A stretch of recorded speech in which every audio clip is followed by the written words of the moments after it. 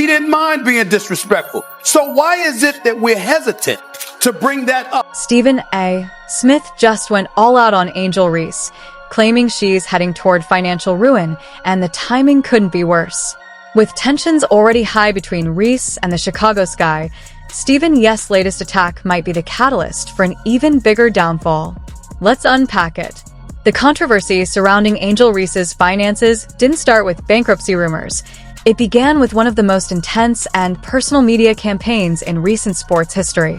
At the forefront was ESPN's Stephen A. Smith, whose relentless commentary turned what should have been a straightforward conversation about WNBA economics into a months-long character assault, revealing both the harsh realities of sports media and the unique pressures on young Black female athletes. Smith's focus on Angel Reese started long before financial talk ever surfaced.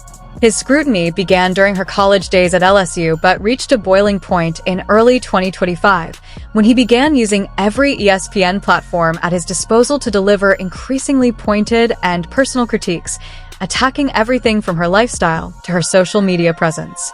The campaign escalated sharply in January 2025 after Reese faced backlash over her New Year's Eve posts. On January 7th, during the Stephen A. Smith Show, he launched a blistering critique that set the stage for months of unrelenting coverage. Whereas with Angel Reese, sometimes you find yourself scratching your head and wondering what the hell she's doing. Like that photo right there. But Smith didn't just critique the posts themselves. He directly compared Reese's choices to Caitlin Clark's, praising Clark's approach as smart and well-managed, while implying that Reese's behavior could invite objectification and hurt her efforts to build her personal brand. But what's not debatable is the fact that Caitlin Clark has handled her branding extremely well. This comparison wasn't just unfair, it was telling. A February 2025 analysis by The Washington Post highlighted how such framing often subjects Black women to harsher scrutiny, with Reese receiving 3 times more negative comments than Clark in similar situations. If Angel Reese had never waved her hand in her face when LSU was beating Iowa for in the Final Four of the national championship, if that hadn't happened, Angel Reese's name might not be as big. Yes, she's a talent. Yes, she would have made the WNBA. But in terms of her popularity, it really soared after she took down Caitlin Clark. Smith's habit of repeatedly praising the white Clark while criticizing the Black Reese for similar competitive actions became a recurring pattern, one that many observers found highly troubling. And when you do stuff like that, and you're drawing attention to yourself because of that, that can be problematic for you, especially when the comparison is going to be drawn to Caitlin Clark, who isn't doing such things. That might not be fair. I'm not saying it is. The January incident set a troubling precedent that carried through all of 2025. Smith framed himself as a voice of tough love, but in reality, he consistently attacked Reese's character and questioned her decisions. What made this especially insidious was how he cloaked his criticism in the language of concern and mentorship, making it harder to call out while reinforcing damaging stereotypes about young Black women in sports. As the year went on, his commentary became increasingly personal and vicious. By August 2025, his attacks had escalated to inflammatory claims linking Reese's social media activity to adult content platforms. During a live First Take appearance, he declared, "It looks like Angel Reese wants to be an OnlyFans model more than she wants to play basketball." These statements crossed every line of professional sports commentary, turning what could have been legitimate discussions about athlete branding into outright character assassination. And coming from one of ESPN's most high-profile personalities, they carried immense reach and credibility, exponentially amplifying their potential harm. And you certainly have the right to dress how you want and to do what you want and to live your life. Smith's criticism followed several recurring patterns, highlighting the systematic nature of his campaign. He routinely dismissed Reese's competitive intensity as mere antics or tantrums, especially when the Chicago Sky suffered losses. He accused her of stirring negativity through her natural drive and consistently portrayed her rivalry with Clark as jealousy rather than legitimate athletic competition.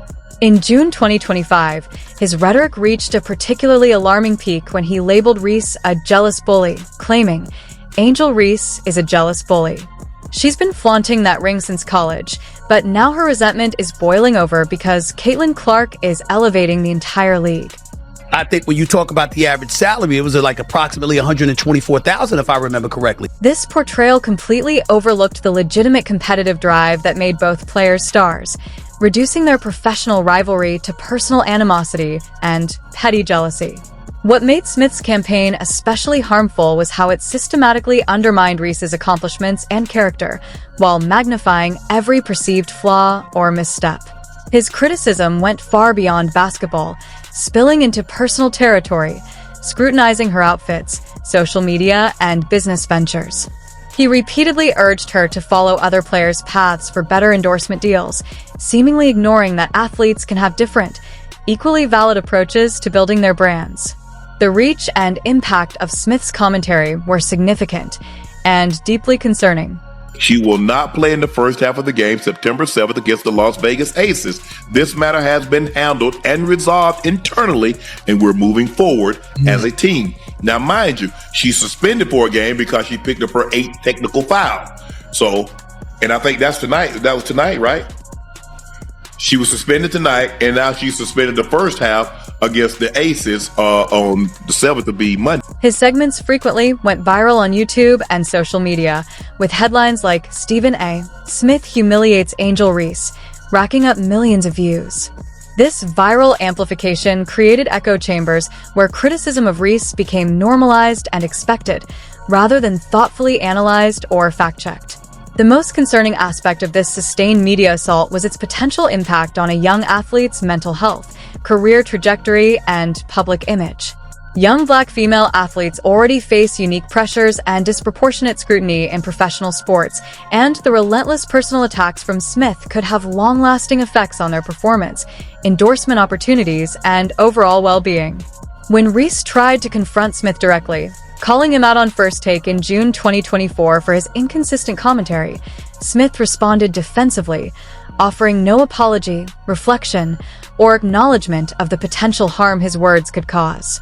Reese's frustration with the Chicago Sky came to a head in September 2025 when she publicly criticized teammates and management amid the team's dismal 10-31 season. Calling for roster improvements, she positioned herself and rookie Camila Cardoso as the franchise's cornerstones. The team's response, suspending her for a game and benching her for half of another, was widely seen as symbolic punishment rather than meaningful accountability. During her absence, the Sky's struggles intensified, proving her point about the team's reliance on her.